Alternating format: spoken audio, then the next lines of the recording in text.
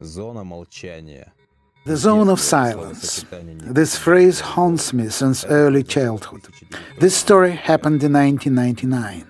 My school friend Dennis and I walked up the steps of a long pedestrian bridge that connected our world with the zone of silence.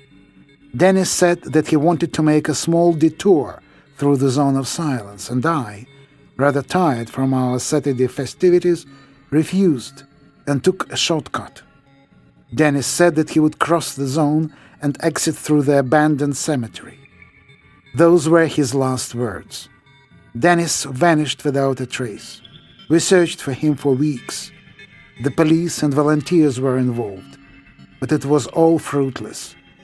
2 years have passed, but I was still hopeful that Dennis was somewhere out there, alive.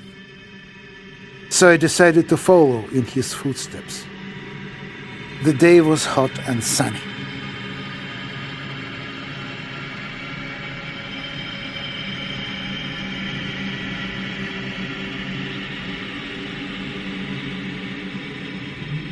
As soon as I crossed the bridge, sudden strong winds covered me in dust. At first glance, I saw a perfectly ordinary street. Occasionally, I passed a lonely pedestrian. Each one I showed Dennis's photograph in the hope that they might recognize him. The first thing that surprised me was their reaction. They either ignored me, as if there was an empty space in front of them, or ran away.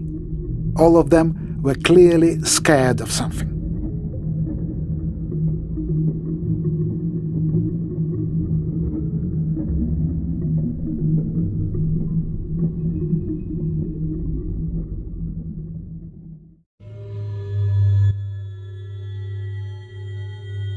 In front of me, I saw a 5-story apartment block, and children on the playground without a care in the world. When I decided to approach them, they scattered. One of them stopped and shouted, "Today you'll become a constructor." He ran away, giggling, mocking at me. I continued along Dennis's route.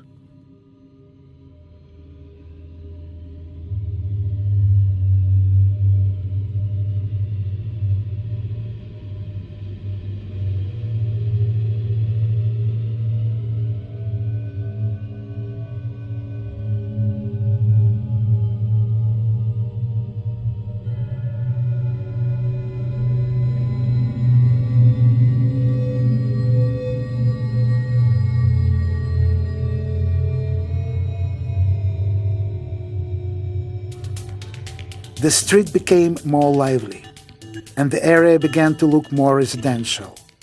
More cars, more buildings. I noticed the standard apartment blocks. I was bewildered.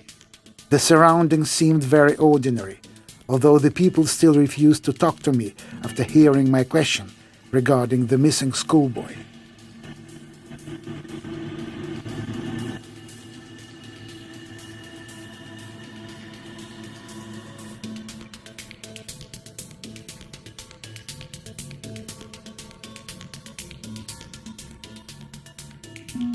Finally, I was able to talk to a local who was waiting at the bus stop. Still, when I tried to ask him about Dennis and showed him a photograph, the man quickly replied, "Oh, so many people go missing here. He's not the first, and he won't be the last," and ran away.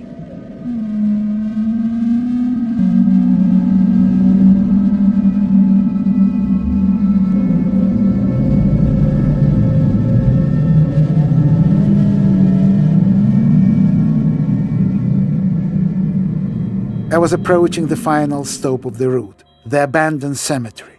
There were buildings, private houses, right in front of the cemetery. Their windows looked out on the gravestones and crosses. Near one of the houses, I noticed a strange man.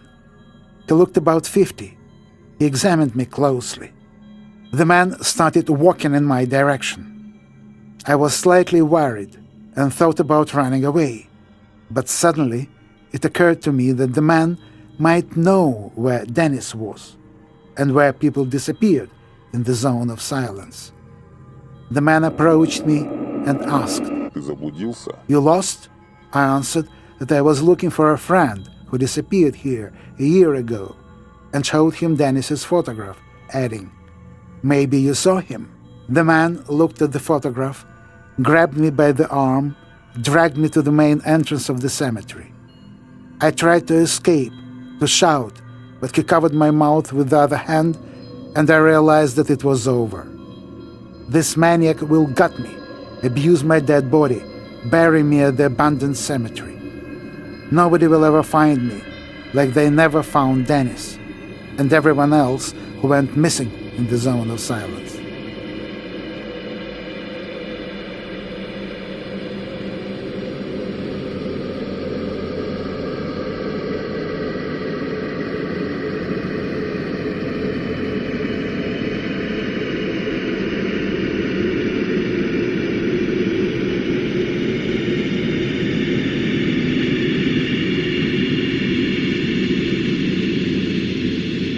We entered the cemetery. The man said, "If you promise not to shout, I'll release you. I won't do you any harm. The choice is yours. Is it a deal?" I nodded, and the man let go of me. I stood, frozen, afraid not only to scream, but even to move. "Stop shaking," said the man. "I'm not your enemy. If you let me help you, you'll have a long and happy life. But before that, you'll have to pass a little test." The man pulled a massive bunch of nettle and started beating me. After 2 minutes, I looked like a bundle of fiery blisters and sobbed like a little girl.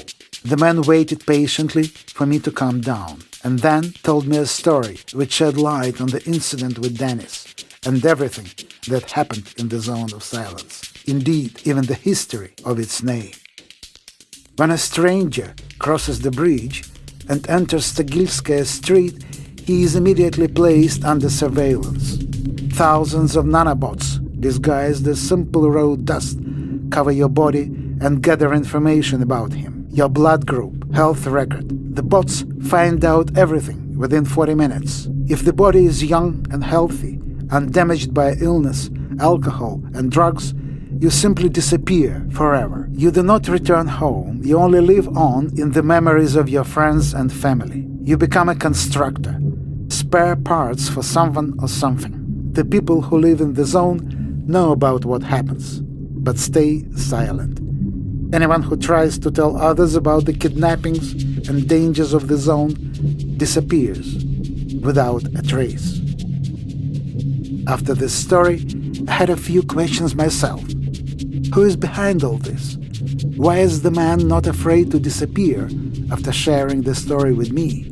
And why the fuck did he beat me with nettles? The man told me that he had worked as a kidnapper long ago. He's not afraid to disappear because the only place where the nanobots go into hibernation and can't hear what he's talking about is the cemetery. And apparently, the nettle that grows here completely neutralizes the bots.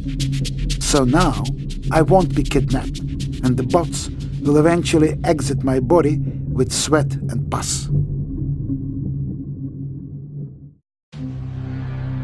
Before saying goodbye, the man told me that he had seen Denis a year ago, but couldn't save him. When he tried, Denis kicked him in the balls and ran away. Denis ran away from the cemetery and got kidnapped. I left the cemetery and never came back to the zone of silence. For a few years after this incident, I had nightmares where a black, faceless man opened me up on a surgical table, removing my insides.